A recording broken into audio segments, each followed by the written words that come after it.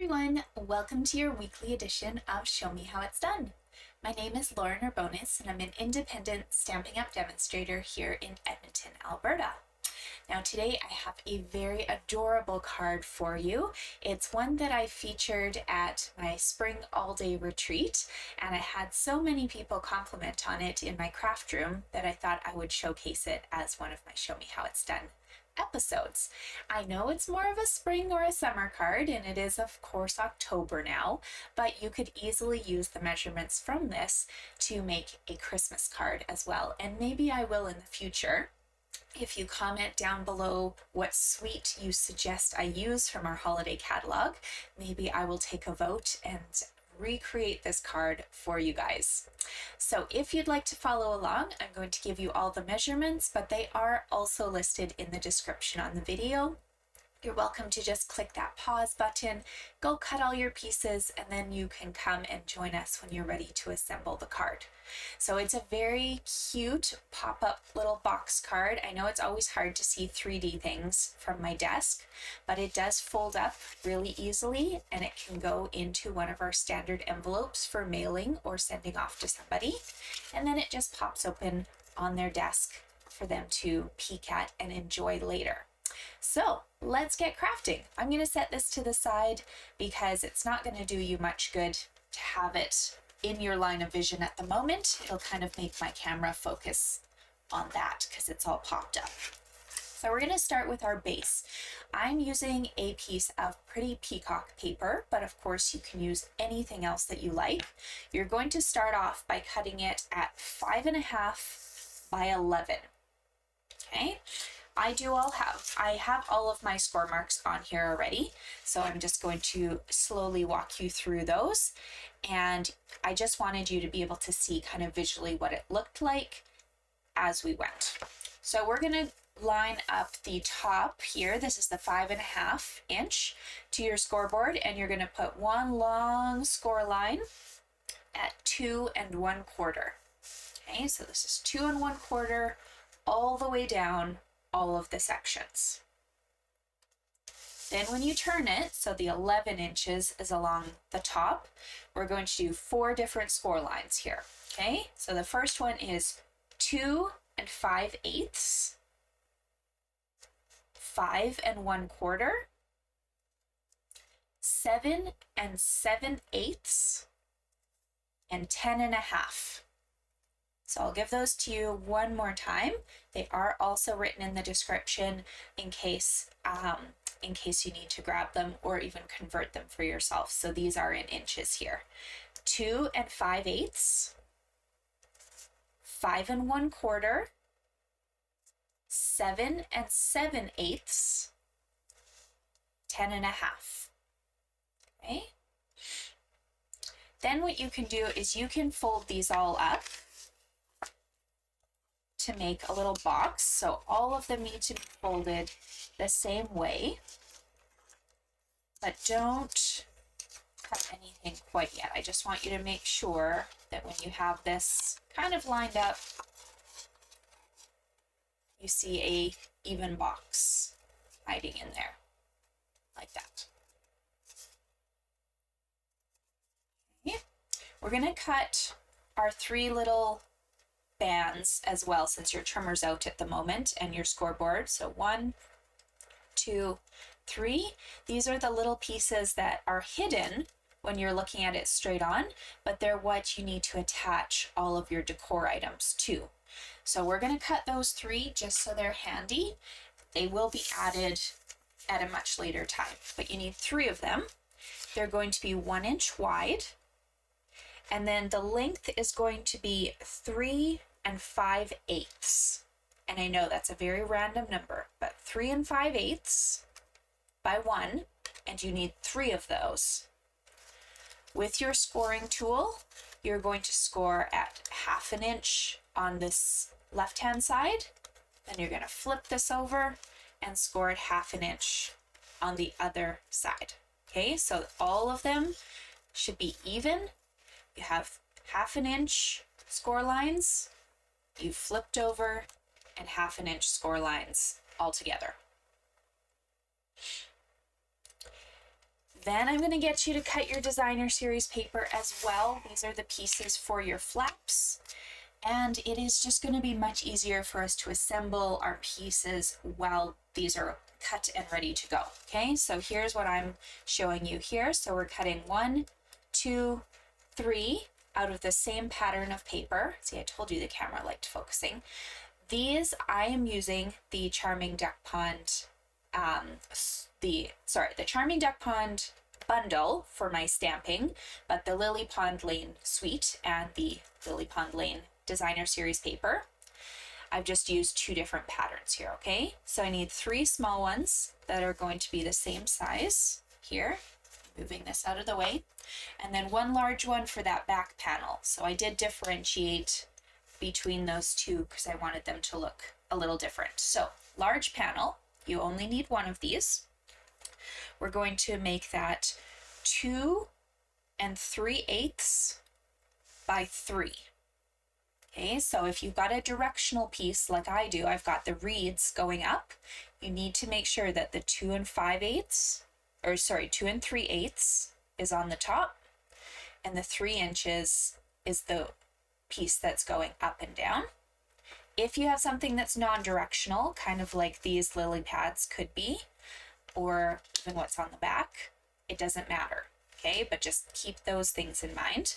And then the 3 identical pieces, they can be from the same paper pack or they can be exactly identical. It's up to you. We're going to make 3 of them that are 2 3/8. So it's the same width across, 2 3/8 by 2. And you need 3 of those. Okay. Having all of those pieces cut will make your life a whole lot easier. So click that pause button if you don't have them, and then just unpause us when you're ready to go.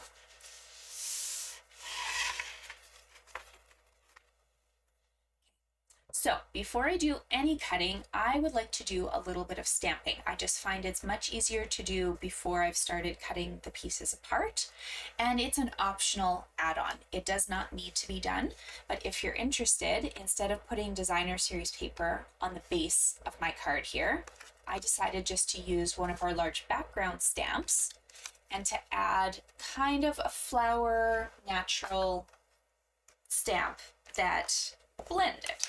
So I'm using the Leaf Collection. I thought it looked quite nice with our natural Lily Pond Lane suite, and it is a giant background stamp here. So if you've got the old Stamparatus, good for you. Don't get rid of that thing because that thing is gold. But unfortunately, we don't have them anymore. You'll want to perhaps invest in something like a Misty or another positioning tool in the future, but we have the giant background block. This is block F for anyone who's interested, and it will fit perfectly. Now, when you're using a background stamp, please grab something to stamp on your desks, because without a doubt, you will get some of the parts coming off of the page, and that would make you very sad to have all over your workspace. So when you're lining your paper up, we're going to stamp on the bottom part, and that is the thicker section. So you see how on my top I have this tiny little space, the bottom is larger.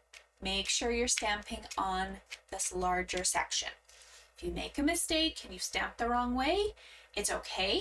You'll just have to stamp again on the other section because we need this space for our tiny little panels. Okay, so large space, this is what we're stamping on.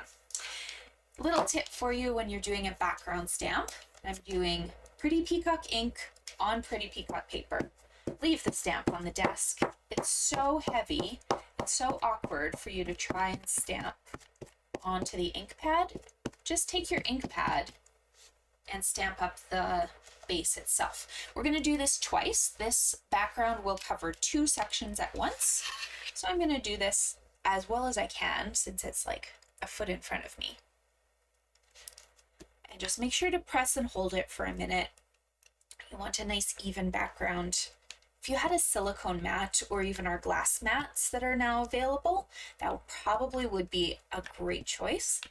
I just am also Christmas crafting right now for my October 26th all-day retreat. So what you don't see in the screen is like all of the other stuff that I'm working on to design my projects for that. I do still have registration open. It's October 1st, 2024 right now. And I have early bird pricing going on until today. So check out my Lauren Scraplot Facebook page for information, or just message me. And I can still accept registrations till about the middle of the month. But the early bird pricing isn't in effect anymore. So it's great. It's a fun in-person event here in Edmonton. Or I have a to-go kit where you get a video kind of like this that I can ship out anywhere in Canada. So there you go. There's your background. Doesn't have to be perfect because of course we're folding on all those lines. So it doesn't matter that this is broken up. Don't worry about that. But I'm gonna just quickly wash that thumb because I don't want blue ink all over the place.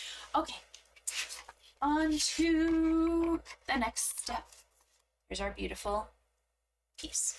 Okay, I'm gonna color a little bit because I would like you now to cut this tiny piece out of here. We don't want it at all. We want to keep this piece though. Okay, so please don't cut all the way down. We're just chomping out this tiny little section here.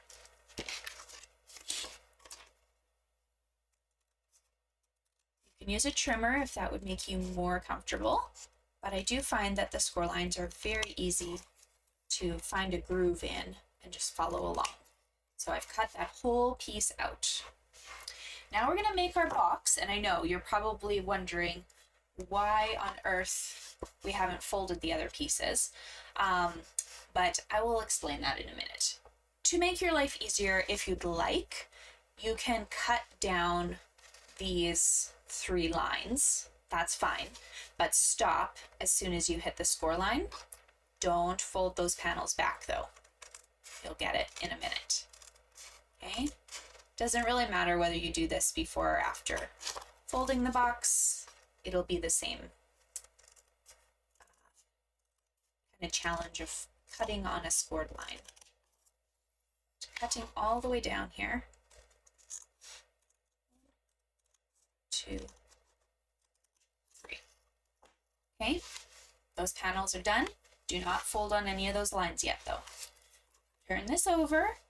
We're going to fold this guy in and put some tape or glue, something strong, on this tiny little panel. I like my double-sided tape, so I'm going to do that. And I find it very easy if you decided to stamp.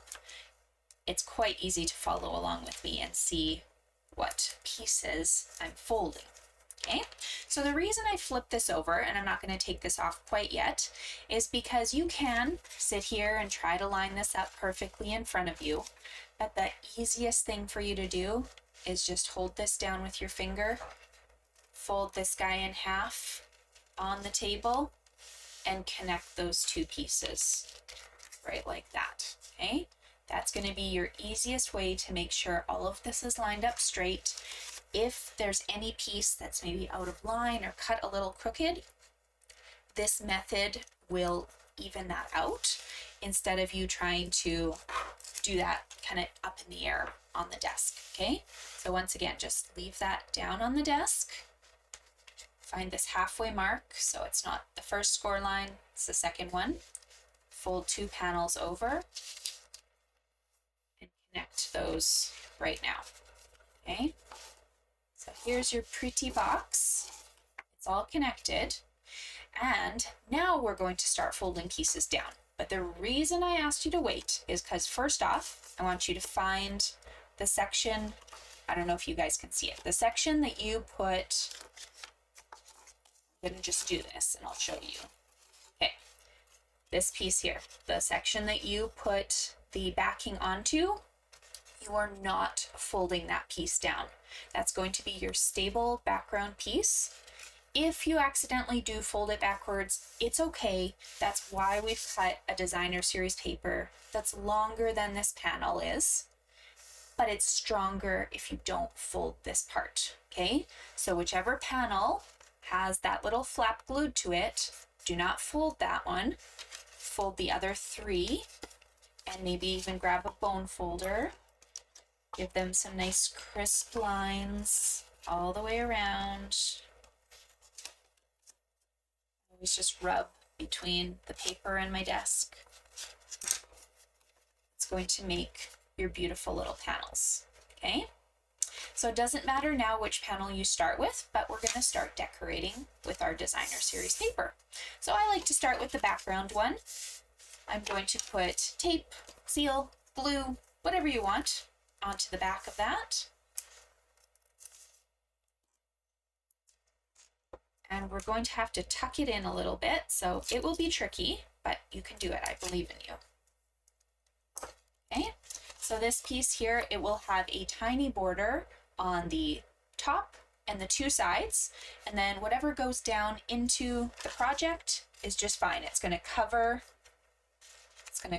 that little fold, and it's just barely going over, but we don't need it to go all the way down. That's a waste of paper. If I was to cut it this full 5.5 length, I would waste so much designer series paper as opposed to just being able to use a 3-inch strip. Okay. Should have said, make sure your design's facing the right way. You see, it hardly goes down at all, but this is the way that we can support this panel if we accidentally folded it, and just so nobody can see, you know, just from looking at it at the front, that there's not paper coming all the way down. These 3 panels are going to be the same piece. They're all the same size, but of course, if you cut these from one sheet, they might be different. So pick which one you like on the front and the sides. One of mine is flying away.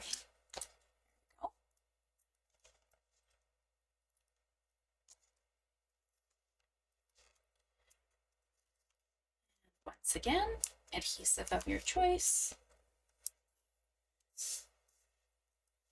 Sorry, the camera likes whatever is tallest, and right now that's the box. So listen to my voice. There we go.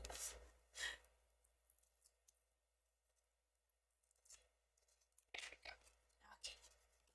One should have a nice border all the way around. If it doesn't, we've probably accidentally put it on the wrong way. So don't commit until you see that it's fitting.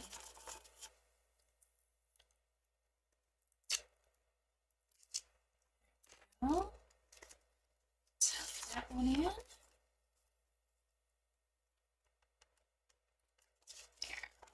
All right, we have our box. The base of it, at least.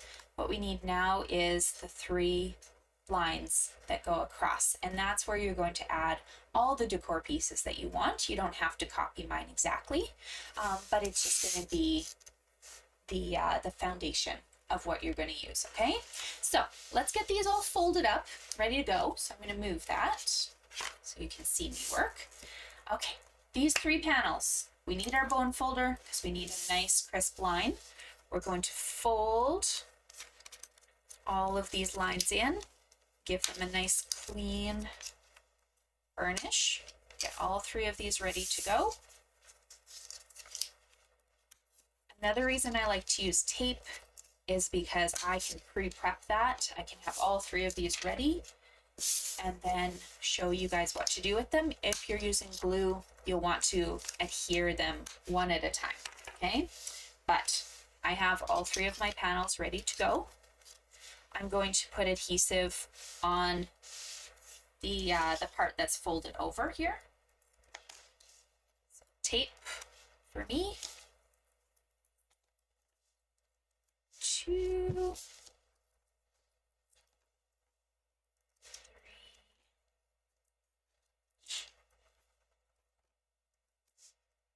4, that one's a little long. That's okay. You can snip it off.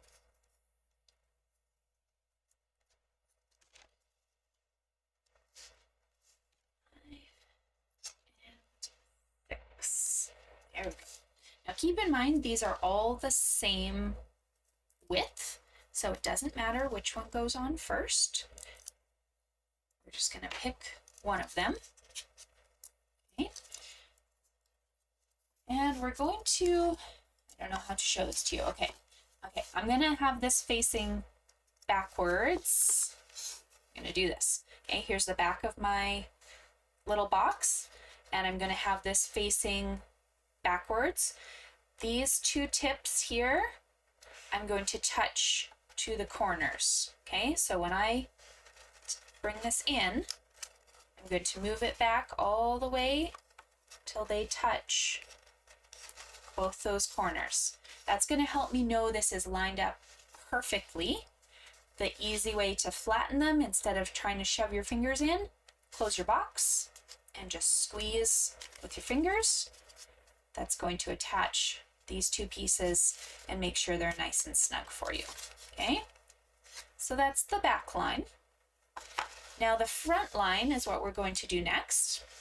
Instead of facing the panels backwards, I'm going to flip them around, and now they're going to touch the top of the box. Okay, I haven't taken off my backings, but they're going to touch these two corners. Once again, making sure that this is as square and evenly lined up as I can. It takes the guesswork out of it for me, and that leaves me only with this one to try and kind of work in there as straight as I can. Okay, this one's going to move in, lining that up once again to the two corners as well as I can. Oh no, it was flickering. I hope that's going to stop. Okay, and squeeze again.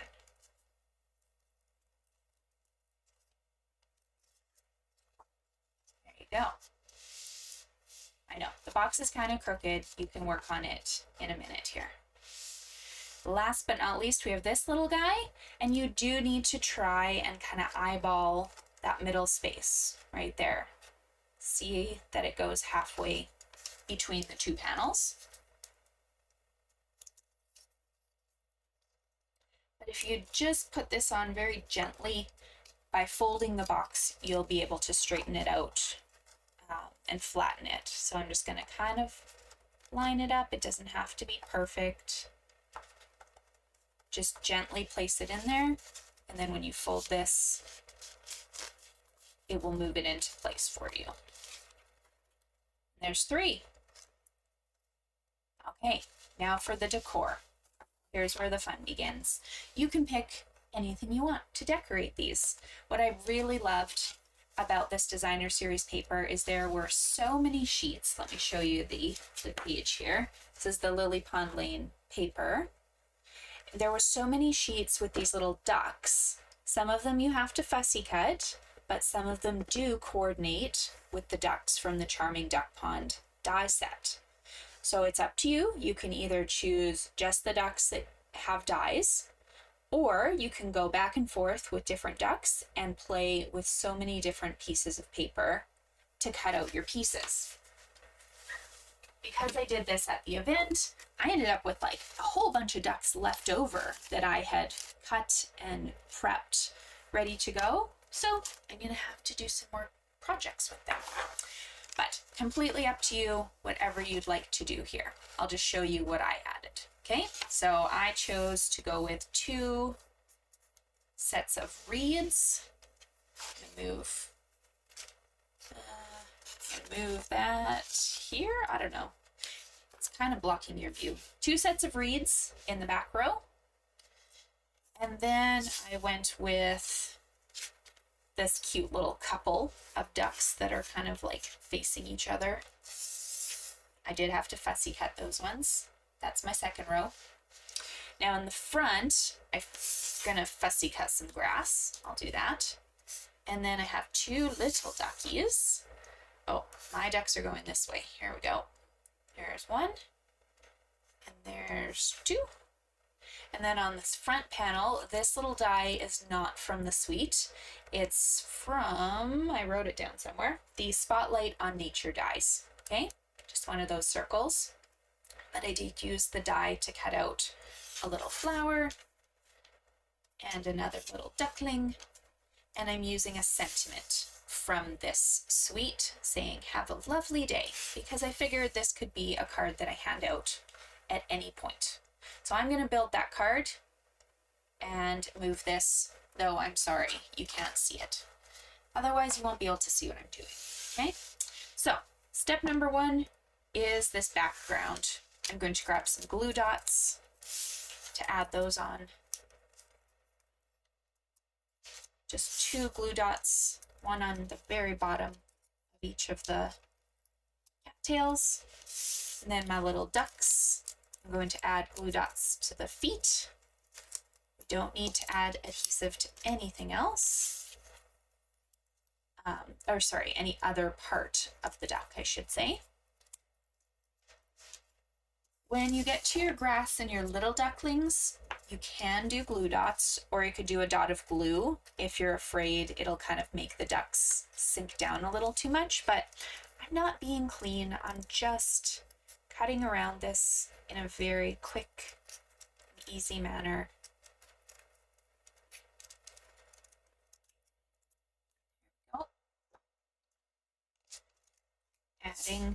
I'm going to add glue dots to the bottom still. I think I can still work with that. 1,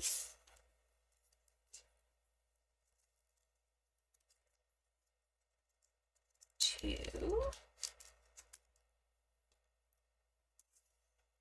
and 3. And then we'll get to the front label in a second here. Just get this stuff done first. Okay. Back panel. We're just sticking the glue dots to these pieces that we have already lined up. And I chopped off the bottom of one of my reeds because I wanted them to have different heights. You don't want 2 things that are exactly identical. Kind of looks a little awkward sometimes. And then on the middle panel, we've got the daddy duck. You can adjust his height as you need so that he's not blocking a bunch of stuff. There's mama duck. And then we've got little grass. We put that down. Oh, I dropped the baby duck. Come back. There you are. There's one baby duck.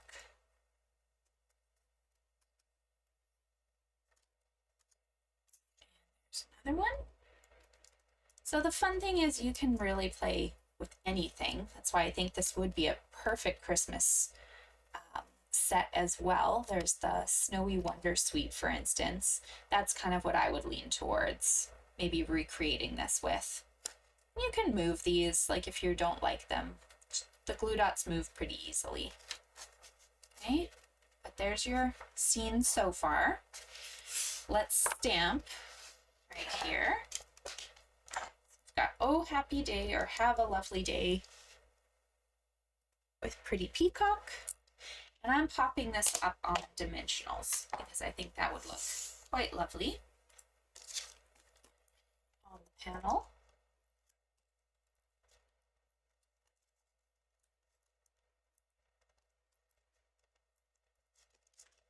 Maybe a little excessive with the dimensionals, but we're adding things on top of this, so I did want to make sure that it was stable. And that just goes on the front panel here. You could add things to the sides. You could put more ducks if you want, but I thought it was quite nice, just like this. I'm just going to do a dot of glue to add my little lily pond or lily flower, because I don't really need that popped up anymore.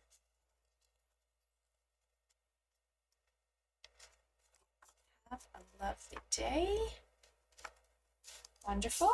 And then your little duckling, if you can, if you have mini glue dots, just pop one of those on the side here, because you can pop your duckling up so he looks like he's kind of running the show. on the side here. And there you are. There's your little card. You can fold it up to fit in an envelope, and it should kind of flop open and people can easily see what you need to do with it. I didn't leave any room for you to write on. If you wanted, you could cut like a panel or even a little note card for the back. It's up to you. If you're doing a little note card in this section, just use the same measurement for one of these little side panels. If you wanted the whole thing across, it would probably be 2 3/8 by 5 1/4. Don't 100% quote me on that. I'm just, because this is 5 1/2 tall. So 2 3/8 by 5 1/4. That should be good for that. But there you go. I hope you enjoyed it. Please make sure to click that like button and subscribe to my channel if you have not already. And join me next Tuesday for another edition of Show Me How It's Done. Bye.